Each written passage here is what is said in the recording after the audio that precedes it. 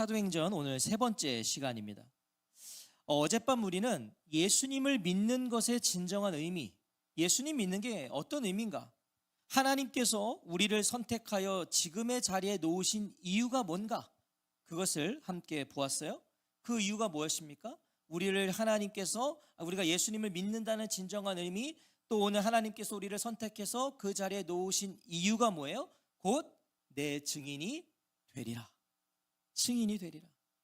우리를 증인으로 부르셨고요, 증인으로 사용하시기를 원하신다는 거 우리가 봤어요. 그래서 예수를 믿는다는 건 증인되는 거예요. 하나님이 우리를 지금 나의 삶의 그 환경에 놓으신 이유는 증인되라는 거예요. 예수님의 증인이 되는 것이 부름받은 우리 모두의 사명인 것이죠. 그러니까 목사님, 난 사명을 모르겠어요. 내 사명 뭐예요? 라고 말하지 마세요. 모든 그리스도인들의 공통된 사명의 모든 본질은 증인이 되는 거예요. 증인. 그래서 우리에게는 성령의 권능, 성령의 능력이 필요한 거예요. 왜? 성령의 능력이 없이는 누구도 증인이 될 수 없기 때문에. 그래야 모든 장벽을 넘을 수 있어요. 우리 안에 얼마나 많은 한계가 있어요. 얼마나 많은 제한이 있어요. 성령의 능력이 아니고는 넘어설 수가 없다는 거예요. 종교적인 신앙의 또 지리적인 장벽들 너무 많잖아요. 성령의 권능을 받아야 예루살렘과 온 유대와 사마리아와 땅끝까지 갈 수 있거든요. 자, 이어진 오늘 본문은 40일 동안 하나님 나라와 성령 세례 그리고 성령의 권능으로 증인이 될 것이라는 이 마지막 말씀과 함께 드디어 예수님께서 승천하시는 순간이에요. 이제 예수님이 마지막으로 하실 말씀을 다 했어요. 그리고 이제 승천하시는 거예요. 자, 9절을 같이 한번 읽어볼까요? 9절 시작. 이 말씀을 마치시고 그들이 보는데 올려져 가시니 구름이 그를 가리어 보이지 않게 하더라. 증인의 삶을 말씀하신 후에 예수님은 제자들이 보는 앞에서 올려져 가시니. 자, 올라가시니가 아닙니다. 예수님이 올라가셨다가 아니에요. 올려져 가셨다. 이건 무슨 말이에요? 스스로 올라가신 게 아니다. 하나님이 예수님을 하늘로 들어 올리셨다는 거예요. 하나님이 들어 올리셨다. 이 말은 뭐예요? 예수님은 하나님의 시간표 속에서 살다가 하나님의 시간표대로 하늘로 올려져 가셨다. 여러분, 예수님은요, 처음부터 끝까지 하나님의 시간표 속에서 살아가신 거예요. 그리고 이제 아버지의 때가 돼서 아버지가 들려 올리신 거예요. 9절은 예수님의 승천이 비밀스럽지 않았다는 거 우리에게 말해주는 거죠. 예수님 비밀스럽게 승천하시지 않았어요. 그들이 보는데 라고 되잖아요. 제자들이 보는데. 예수님의 승천은 공개적이었습니다. 비밀스럽게 가지 않으셨어요. 사도들, 제자들이 다 목격했어요. 예수님의 승천을. 이들은 예수님의 부활의 목격자이자 승천의 목격자가 제자들입니다. 그러니까 이 제자들 대단한 거 아닙니까? 부활을 목격했고 승천을 목격했어요. 이 목격자들이 있었기 때문에 예수님의 증인이 끊이지 않고 세워질 수 있었다는 거예요. 부활을 받고 승천을 받으니 이 제자들이 어찌 생명을 아끼지 아니하고 주의 복음을 전하지 않을 수 있겠어요. 그런 그들의 증인을 통해요. 그런 증인들을 통해 또 다른 증인이 세워졌고 또 다른 증인이 계속 세워진 거죠. 9절은요, 예수님 승천의 또 하나의 특징을 증언해주고 있는데 그것은 구름이 예수님을 가리어 보이지 않게 했다는 겁니다. 자, 이게 무슨 의미일까요? 여러분, 지금 굉장히 구체적인 증언이죠. 그냥 예수님 승천하셨다라고 끝날 수 있는데 구름이 예수님을 가리어 보이지 않게 했다라고까지 증언을 하고 있단 말이에요. 구체적으로. 혹자들은 그래서 구름을 예수님을 하늘로 운반하는 교통수단으로 해석하기도 해요. 그러니까 예수님 구름 타고 가셨다. 우리 안에 잠재적으로 있는 말이잖아요. 예수님 구름 타고 가셨다. 하지만 예수님 구름 타고 올라가신 거 아니에요. 예수님 구름 타고, 오늘 요 사도행전 보세요. 구름 타고 올라가셨다고 안 해요. 자, 또 어떤 이들은요, 구약의 증언처럼 구약에서는 이 구름이 하나님의 임재, 하나님의 영광을 상징하거든요. 구약에서는. 그래서 지금 이 구름은 하나님의 영광이 예수님과 함께 그분을 들어 올리겠다, 이렇게 해석하기도 해요. 그럴 수 있어요. 하지만 구름이 그를 가리어 보이지 않게 하더라 라는 이 말씀은요, 어떤 그런 상징이라기보다는 현실적이고 사실적인 증언이라고 생각해요. 이거 굉장히 현실적인 거예요. 사실적인 거예요. 구름은요, 말 그대로 예수님이 하늘로 올라가셨다는 사실을 알려주는 자연현상이에요. 예수님 진짜 하늘로 올라가신 거예요. 그 자연현상을 있는 그대로 누가는 증언한 거예요. 어떤 상징이 아니라. 자, 비행기가 이륙하면 어느 정도의 가시거리까지는 보이죠? 우리가 공항 가면 비행기 이렇게 올라가면 보이잖아요. 그런데 가시거리 어느 정도까지 이상을 높이 올라가면 구름에 가려 안 보입니다. 구름에 가려 안 보여요. 예수님은 정말 그렇게 지금 높이 올려져 제자들의 입장에서는 예수님을 이렇게 보고 있는데 점점점 너무 높게 올라가셔서 이제 구름에 가려지신 거예요. 지금 그걸 말씀하고 있는 거예요. 부활이 실제인 것처럼 이 승천 또한 부인할 수 없는 실제라는 걸 말하는 거예요. 그걸 너무나 구체적으로 여기다 기록해 놓은 거죠. 우리가 봤더니 예수님 구름으로 사라지시더라. 그만큼 높이 올라가시더라. 어떤 찬란한 빛이 쏟아지고 천사들의 팡파르가 울려 영광스러운 게 아니라 우리 그렇게 우리 인지하고 있는데 아니요, 막 천사들이 막 빵빠레를 울리고 막 찬란한 빛이 팍 임하면서 예수님이 올라가신 게 아니라, 그래서 영광스러운 게 아니라 부활하신 예수님이 육신을 입고 40일 동안 함께 계시다가 내 옆에 계셨단 말이에요. 제자들 입장에서 내 옆에 예수님 계셨고 예수님 40일 동안 나를 계속 가르쳐 주셨는데 갑자기 호련히 내 눈앞에서 하늘로 올려져 가신 거예요. 그래서 오 하는데 점점 구름 속으로 사라지신 거예요. 여러분, 이게 더 영광스러운 거 아닙니까? 사람은 할 수 없는 그 일을 예수님 내 눈앞에서 하신 거예요. 이처럼 예수님의 승천을 제자들이 육안으로 볼 수 있었다는 건 매우 중요한 메시지예요. 여러분, 눈으로 봤단 말이에요. 제자들이 눈으로. 예수님은 육체를 가지고 올라가셨다는 뜻이죠. 육체로 가셨으니까 보이는 거잖아요. 영으로 가셨으면 안 보이는데 정말 이렇게 육신을 입고 올라가신 거예요. 그러니까 보이는 거예요.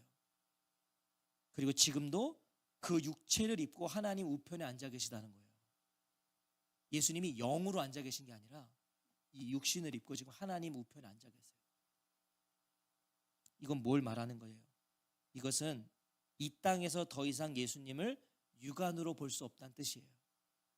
육신으로 올라가셨기 때문에 이 땅에서 이제 더 이상 우리는 육안으로는 못 봐요. 육안으로는 볼 수 없어요. 이 말은 또 무슨 말이겠어요? 예수님을 육신으로 만나려 해서는 안 돼요. 예수님을 진짜 내가 보고 싶고 만지고 싶고 불가능하단 말이에요. 어떤 육신의 체험으로, 느낌으로, 감각으로 예수님을 만날 수 없다. 그리고 그렇게 예수님을 만나려고 해서도 안 돼요. 이렇게 예수님을 진짜 내가 보고 이렇게 만나려고 하면 안 된다는 거예요. 말씀으로 만나야 돼요. 말씀으로. 성령으로 만나야 되는 거예요. 예수님을 육신으로 만나려면 이거 왜 주셨겠어요? 성경을. 그리고 성령을 왜 받으라고 주셨겠어요? 이거 깨달아지게 하려고. 그러니까 말씀으로 성령으로 우리는 만나야 돼요. 그래서 성령으로 세례를 받으라고 하신 거고 성령의 권능을 받으라고 하시는 거예요. 이렇게 만나시려고, 말씀으로 만나주시려고. 그래서 말씀과 성령이 중요합니다.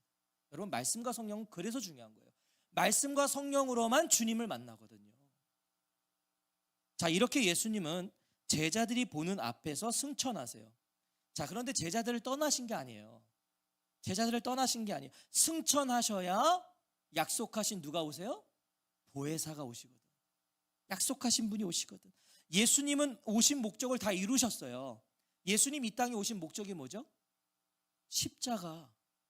예수님 십자가 지시기 위해서 우리의 모든 죄를 그 십자가로 해결하시기 위해서 오셨어요. 죽으러 오셨어요, 예수님은. 그리고 그걸 하셨어요. 그러니까 이제 예수님은 가셔야 돼요. 목적을 다 하셨거든요. 가셔야 돼요. 이제 성령이 오셔야 되는 거예요. 약속대로. 예수님은 목적을 다 이루셨으니까 이제 가셔야 되고 이제 약속하신 성령이 오셔야 돼요. 왜? 그래야 예루살렘과 온 유대와 사마리아와 땅끝까지 주의 복음이 전해질 수 있거든요. 여러분, 예수님이 계속 육신으로 계시면 예루살렘에 계시면 사마리아에는 안 계신 거잖아요. 육신을 입고 계시면.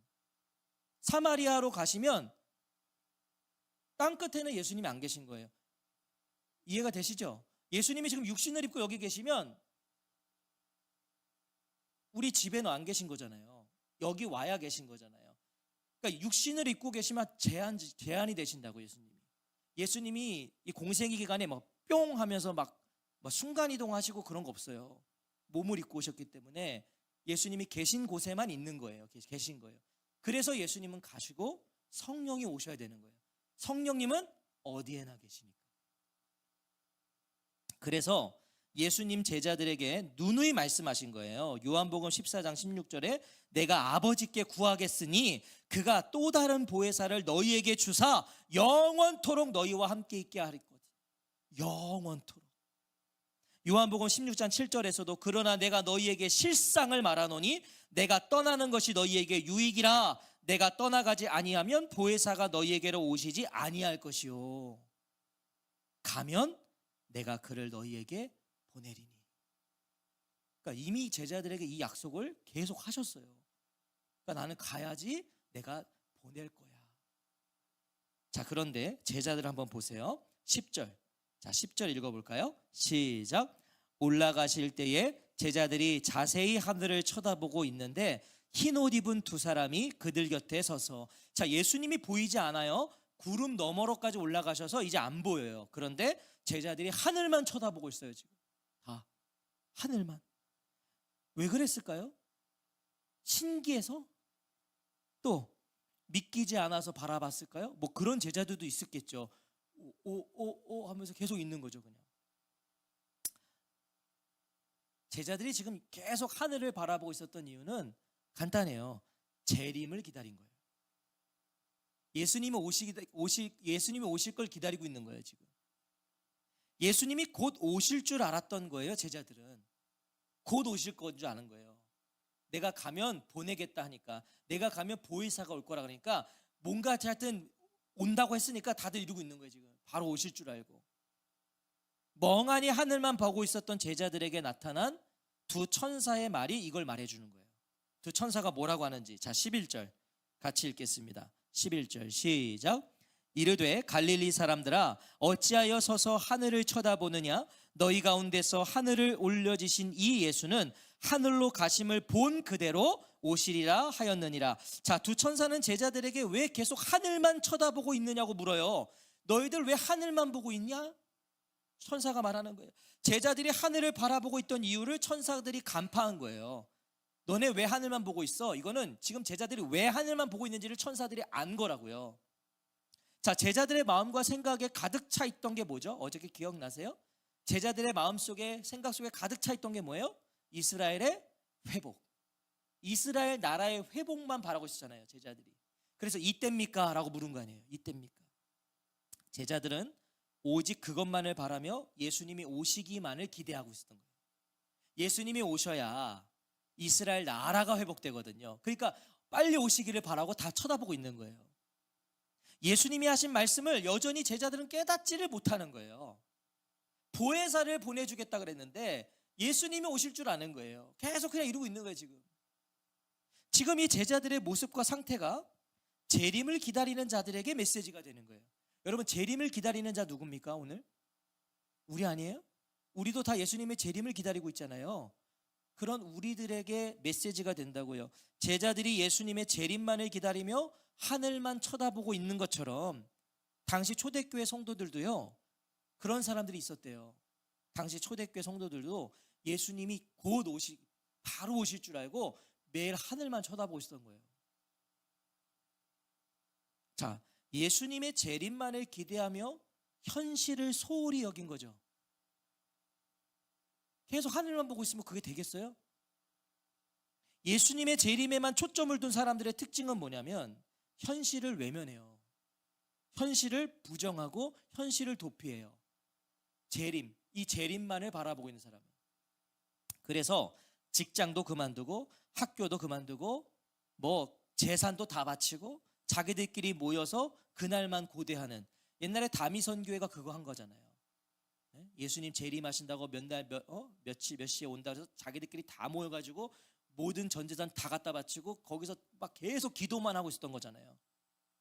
자, 그게 재림에만 꽂혀 있는 사람들의 문제라는 거예요. 때와 시기는 아버지께서 자기의 권한에 두셨다고 그랬거든요. 모른다는가요? 언제 임할지 모르는 예수님의 재림을 기다린다고 하늘만 쳐다보고 있는 것은 미련하고 어리석은 거예요. 언제 온지 모른다고 하셨는데 왜 계속 이러고 있냐는 거죠. 무엇입니까? 주님께서 허락하신 삶을 살아야 돼요. 진짜 재림을 기다리고 기대하는 사람은 오늘 나에게 허락하신 삶을 살아야 돼요. 해야 할 일을 해야 돼요. 출근해야 되면 출근해야 되고, 학교 가야 되면 학교 가야 되고, 집에서 집안일을 해야 되면 해야 돼요. 해야 돼요. 주어진 생에 충실해야 돼요. 주어진 생에. 주어진 사명을 수행해야 돼요. 자, 그렇게 재림을 기다리고 재림을 맞아야 되는 거예요. 그렇게. 그게 진정 예수님의 재림을 기다리는 자세입니다. 하늘만 쳐다보고 있으면 안 되고. 예수님 분명히 말씀하셨어요. 예루살렘과 온 유대와 사마리아와 땅끝까지 이르러 내 증인이 되리라. 하늘만 바라보아서는 불가능한 일이죠. 여러분, 하늘만 바라보고 있으면 어떻게 예루살렘과 온 유대와 사마리아와 땅끝까지 증인이 될 수 있겠어요? 그건 가야 되는 거잖아요. 하늘만 보고 있으면 못해요.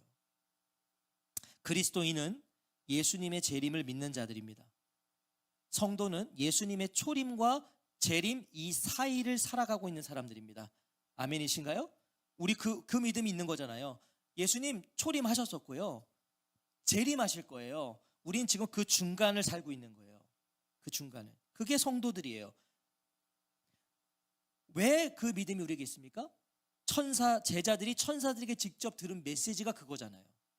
들었거든, 제자들이. 그래, 제자들이 기록해 놓은 거잖아요. 들었으니까.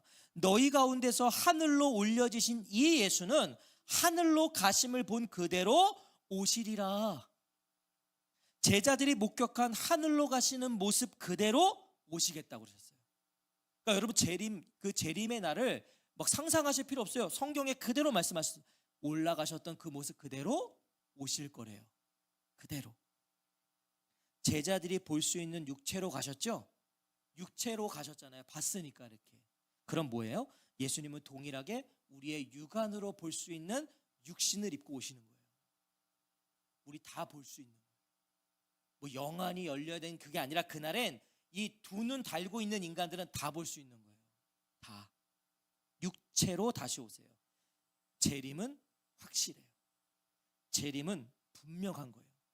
비밀이 아니에요. 비밀스럽게 오지 않으시니까요. 은밀하게 오시지 않으니까요. 만백성이 다 보는 앞에서 오실 거거든요. 공개적으로 오실 거예요. 하지만 그 때와 시기는 알 수 없다.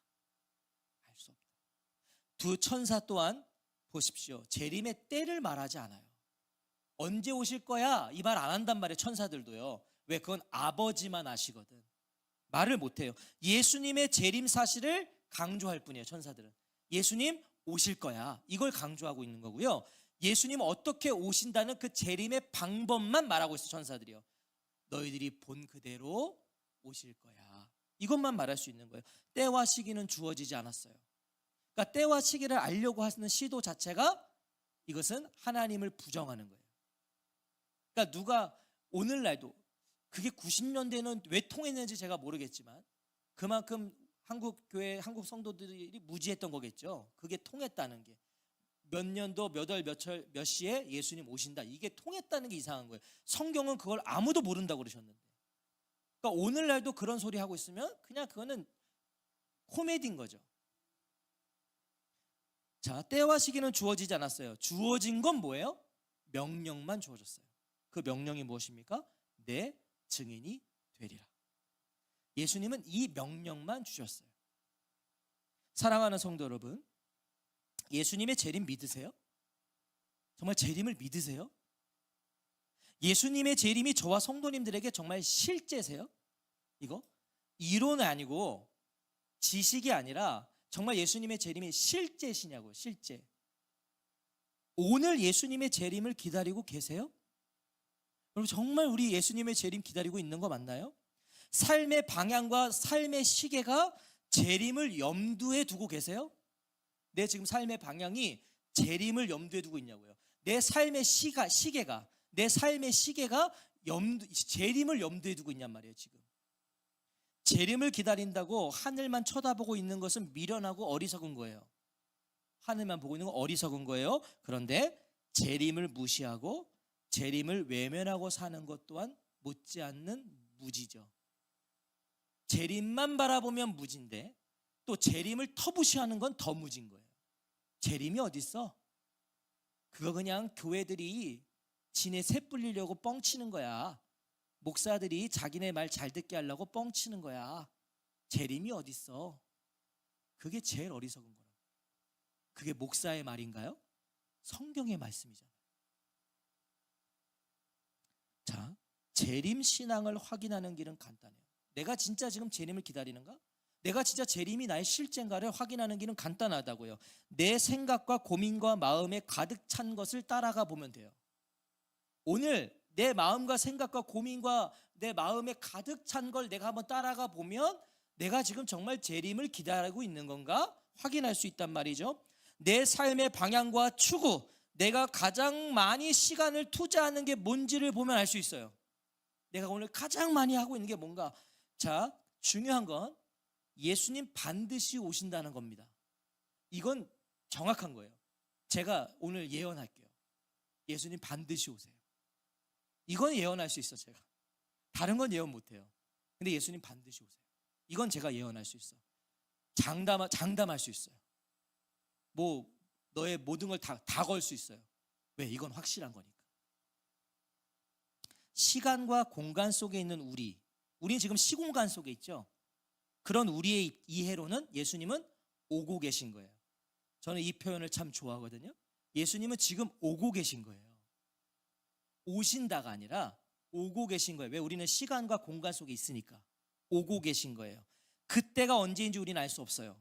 그런데 어제보다 오늘 가까워진 것만은 분명해요. 그렇죠? 어제보다 오늘 예수님이 지금 오고 계신데 어제보다 오늘 더 가까워졌어요. 이건 분명한 거잖아요. 가까워졌어요. 우리에게 주어진 시간, 지금 이 순간에도 멈추지 않고 가고 있는 시계바늘은 예수님의 재림을 향해 가고 있는 거예요. 째깍 시간이 가는 건 지금 재림을 향해 가고 있는 거예요. 예수님의 재림. 인류의 역사는요, 예수님의 재림을 향해 움직이고 있다는 걸 명심하셔야 돼요. 역사는 지금 재림을 향해 가고 있는 거예요. 나 죽기 전에는 안 온다고 장담하지 마세요.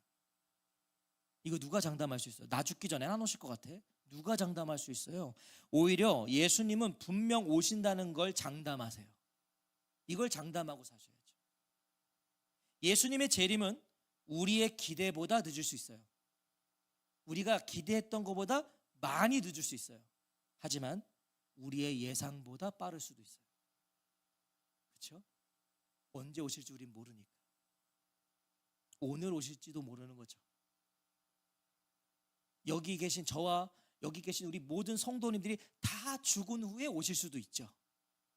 모르는 거예요.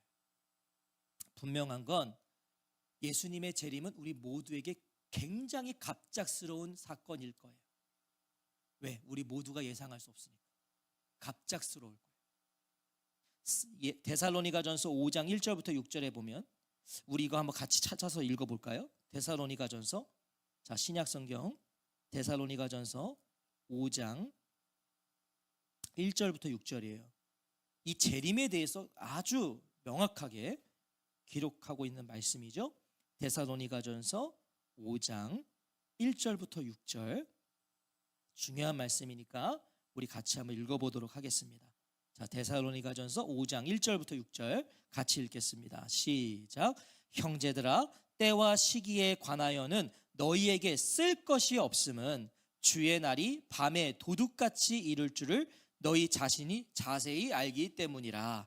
그들이 평안하다 안전하다 할 그때에 임신한 여자에게 해산의 고통이 이름과 같이 멸망이 갑자기 그들에게 이르리니 결코 피하지 못하리라. 형제들아, 너희는 어둠에 있지 아니하매 그날이 도둑같이 너희에게 임하지 못하리니 너희는 다 빛의 아들이요 낮의 아들이라. 우리가 밤이나 어둠에 속하지 아니하나니 그러므로 우리는 다른 이들과 같이 자지 말고 오직 깨어 정신을 차릴지라. 형제들아, 때와 시기에 관해서 너희들에게 내가 쓸 게 없다. 왜? 쓸 수가 없는 거죠.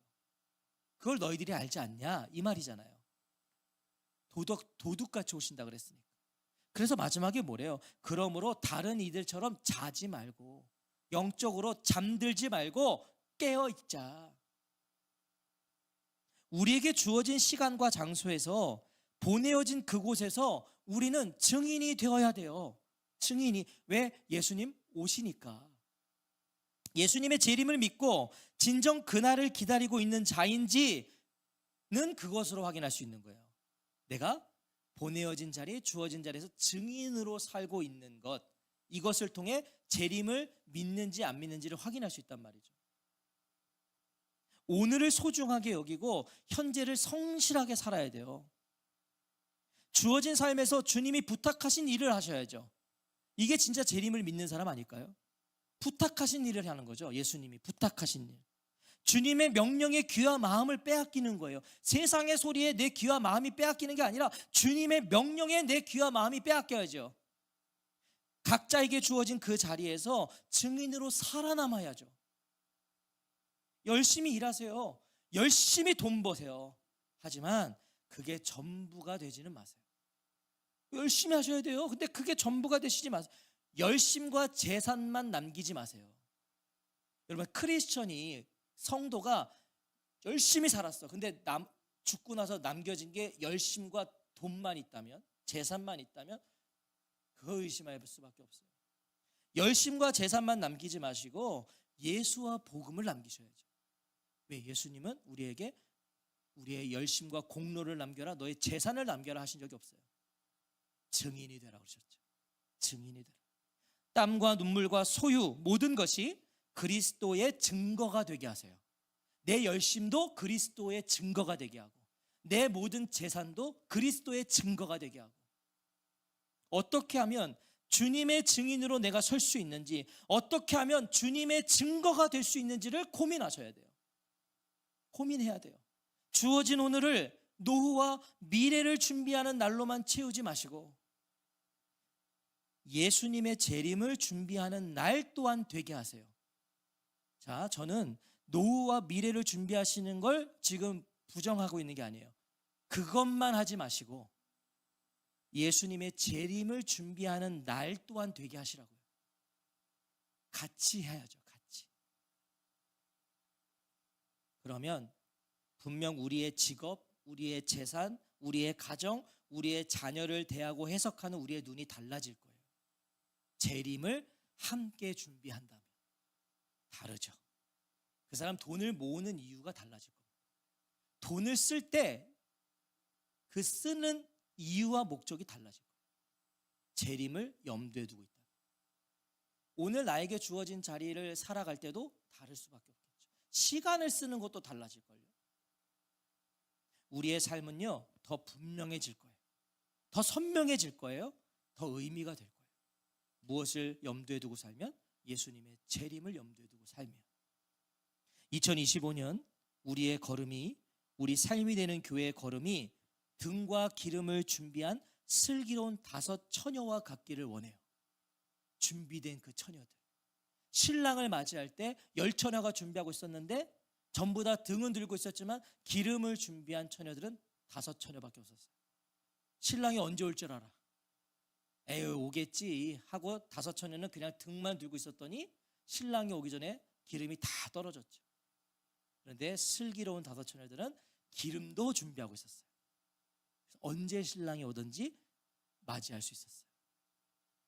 누가 보아도 신랑 되신 주님을 기다리는 성도, 누가 봐도 야, 다시 오시는 주님을 기다리는 성도인 거예요. 누가 봐도 다시 오시겠다고 약속하신 그 주님을 기다리는 교회, 여러분, 그런 성도와 그런 교회야말로 사도행전적 교회가 아니겠습니까? 그런 교회? 이 사람 봤더니 진짜 예수님의 재림을 기다리고 있는 사람처럼 사는 거예요. 야, 이 교회 봤더니 진짜 다시 오실 주님을 기대하면서 그 주님이 명령하신 일들, 그 주님이 원하시는 일들을 이 교회는 그걸 감당하려고 막 애쓰고 있어. 그게 사도행전적 교회죠. 그게 본 그대로 오시리라 하셨으니. 오늘 이 밤 이 약속이 우리의 믿음이 되기를 소원합니다. 어떤 게요? 본 그대로 오시리라. 이게 우리의 믿음이 되기를 원해요. 우리의 믿음. 눈이 열려서 오고 계시는 주님이 보이기를 소원합니다. 보이기를. 귀가 열려서 오고 계시는 주님의 그 걸음소리가 들려지시기를 소원해요. 저는 오늘 이 밤에 그 역사가 일어나시기 바라요. 오고 계시는 주님의 발자국 소리가 들리는 거예요. 주님의 오심이 기쁨이 되는 거예요. 그 사람이 기쁜 거죠. 여러분, 우리가 누군가를 기다리면, 우리 어렸을 때 어머니나 아버지가 우리가 어렸을 때 막 기다려요. 퇴근 시간. 그럼 저기서 발소리 나면 그거 알아요. 이건 우리 엄마 발소리야. 이건 우리 아빠 발소리야. 여러분, 그 얼마나 기뻐요. 주님의 그 오고 계시는 발자국 소리를 듣는다면 얼마나 기쁘겠어요. 주님의 오심이 기쁨이 되고 주님의 가까워짐이 소망이 되는 저와 성도님들, 우리 삶이 되는 교회가 되기를 주의 이름으로 축원합니다. 2025년 우리 그걸 꿈꾸는 겁니다. 주님, 내가 그 주님 보게 해주시고 내 귀가, 내가 기도만 하면 주님의 걸음소리가 들리게 해주십시오. 그 사람이 어떻게 딴짓해요? 그 사람이 어떻게 허튼 짓을 하겠어요? 주님의 발걸음 소리가 들리는데. 오늘 그 은혜가 있으시기를 다시 한번 주의 이름으로 축복합니다.